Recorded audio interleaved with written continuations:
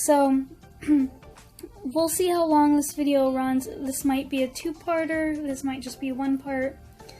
But anyway, I thought today we would do a little bit of a story time.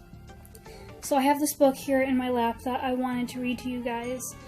I'm most likely not going to show the pictures or anything, or maybe I'll flip through a little at the end and show them to you just so you can get an idea of my art skills. But anyway, I don't know if anyone else has ever done this or maybe had a friend that had to do it for one of their classes. But growing up, I had to write 2 books and illustrate them myself. And the school passed them out and you were given like these special sheets and where you were supposed to type it up. I had to use a typewriter to make this. That was like a real long time ago. Now, I have 2 of these. This is the second book I made. Now, I think after I wrote it, I probably had like a little party with my family and I like read it to them because, hey, I'm technically a published author and I was really excited as a kid. But other than that, it's gone on a shelf and, I never threw it away because, hey, it's something I made. But other than that, I don't think I've read it since I made it. And it says, from elementary school, 2005 to 2006. Yikes. So I'm just going to show you the front cover, okay? So this is it. So this is The Mysterious Egyptian by the one and only Daisy. Okay, so that is me. So it has a picture of me from way back then and this little pyramid that I made. And I figured I would just read it to you guys and, rediscover the story with you. And you guys can let me know down in the comments what do you guys think, and be kind. I mean, I don't know. Let me see. I was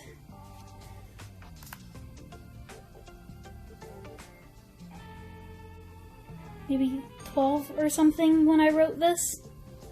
Maybe younger, I don't remember. I'll probably leave it down in the description. I'll do the math and figure out what year this was from.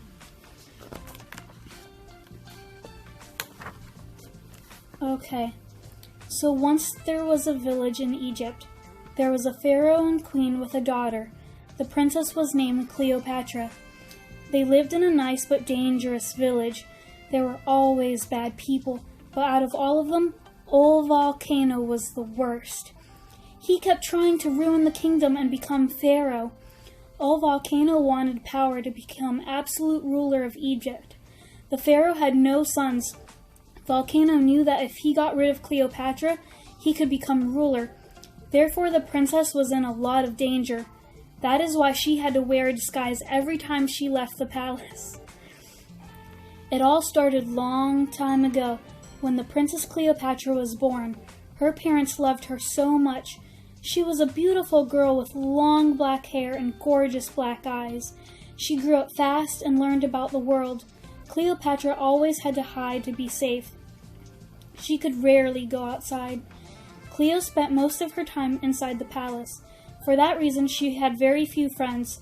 She did not like the way she lived. It was very boring. Old Volcano was evil, and some people even thought he had special powers. When Old Volcano found out the pharaoh had a daughter, he thought of a plan to become ruler. To do it, he had to take Cleopatra away.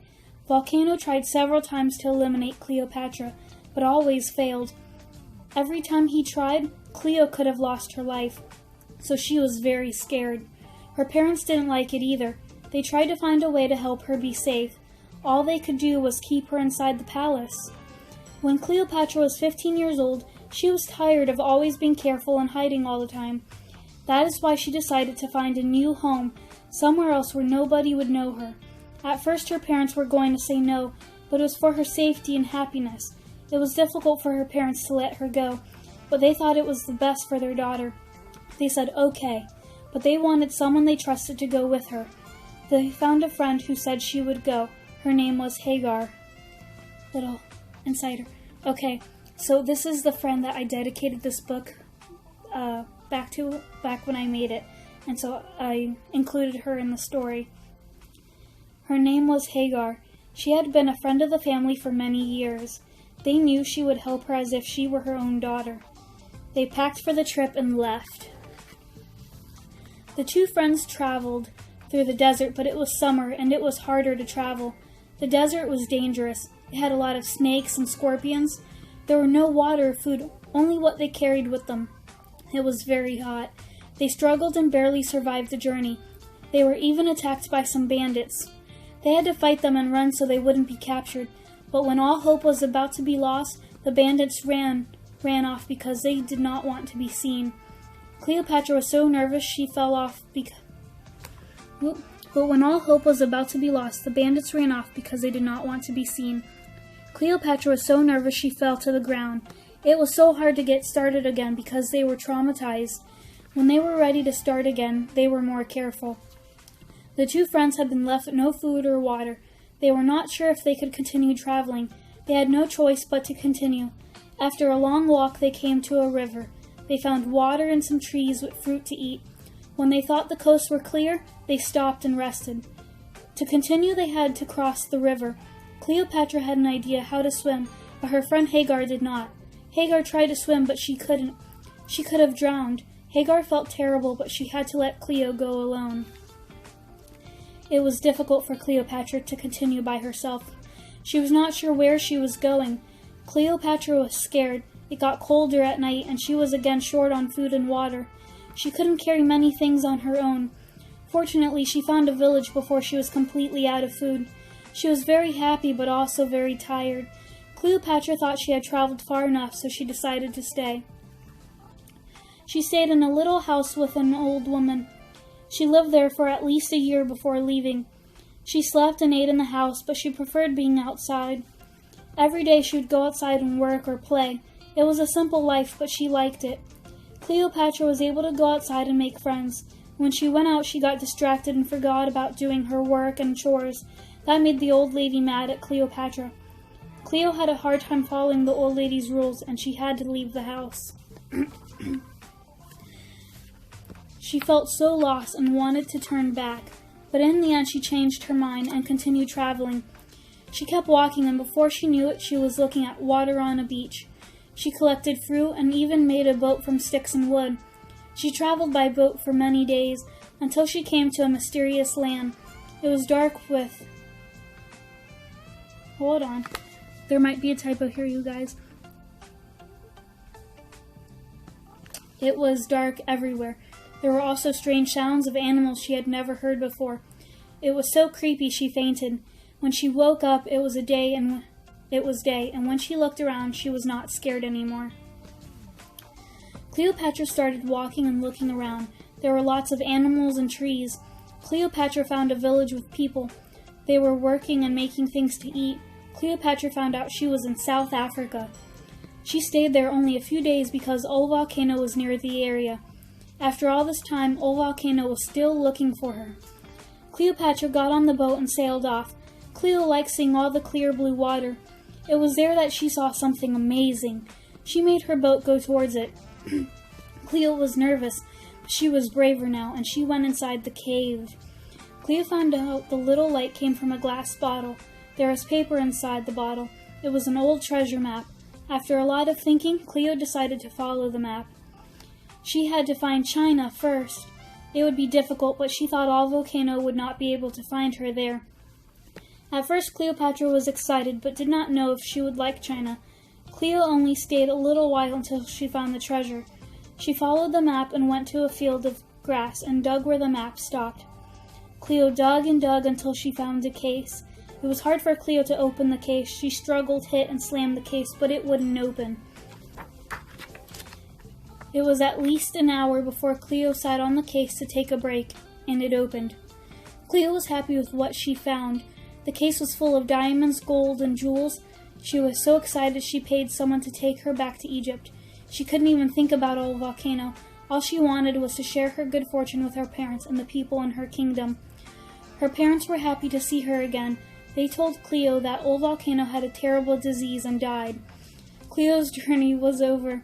Cleo was now 20 years old, and it was time for her to rule her country. Cleopatra became a great ruler of her people. She had pyramids and houses made for the people in the village. The town loved her, and they were glad she was back. 10 years later, Cleo had a baby. She loved him so much. Cleo named her baby Tutenstein.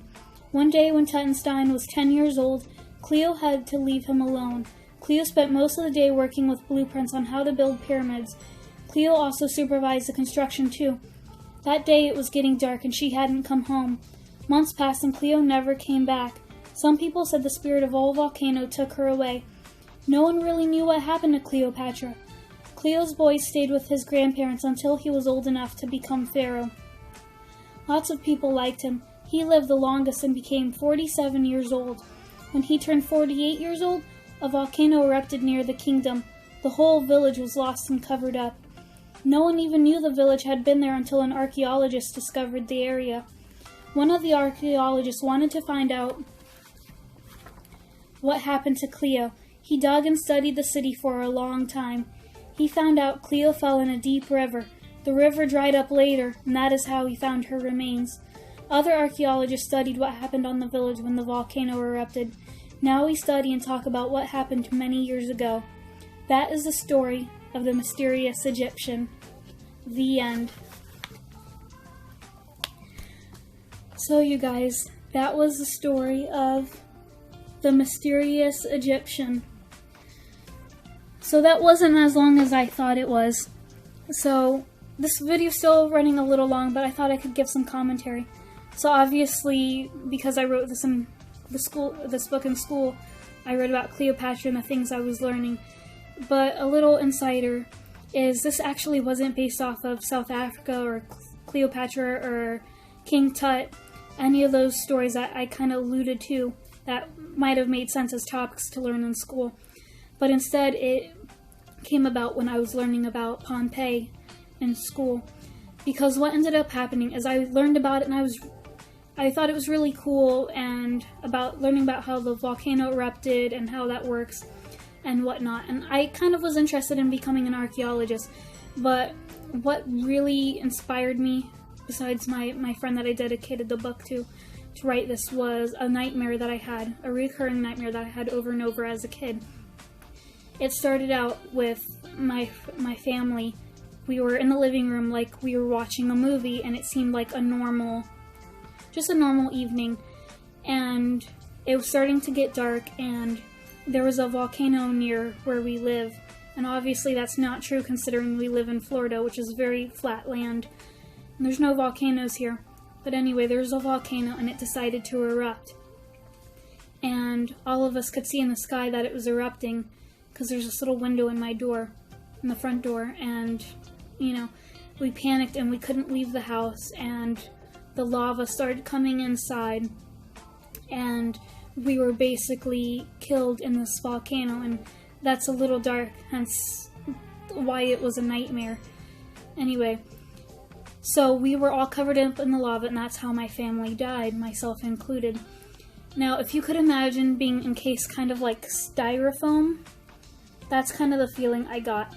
Now, in the dream, I couldn't move, I couldn't open my eyes, basically I was dead, but I was encased in this white stuff. And it was like several years later, and this archaeologist came, which is what we were learning about in school, and I was basically the ancient remains that he was finding. And they had to chip away, and they found my old house and my family there, and that's what they were discovering was, in the old times, how the families lived, what kind of houses we lived in, and what we were doing. And I could basically see and hear everything that they were talking about, and hearing them discuss what ancient civilization I had been a part of, and that part I think was a little cooler, and that's what stuck with me, is to think back on what it must have been to be part of ancient history, even though I'm technically, now part of modern society. So, I know, a little morbid, but I thought it was a really cool concept, and I think that's why it stuck with me all these years growing up. So, anyway, I hope you enjoyed, and that was the story of the mysterious Egyptian. I hope you guys enjoyed it, and I'll see you lovelies next time I upload.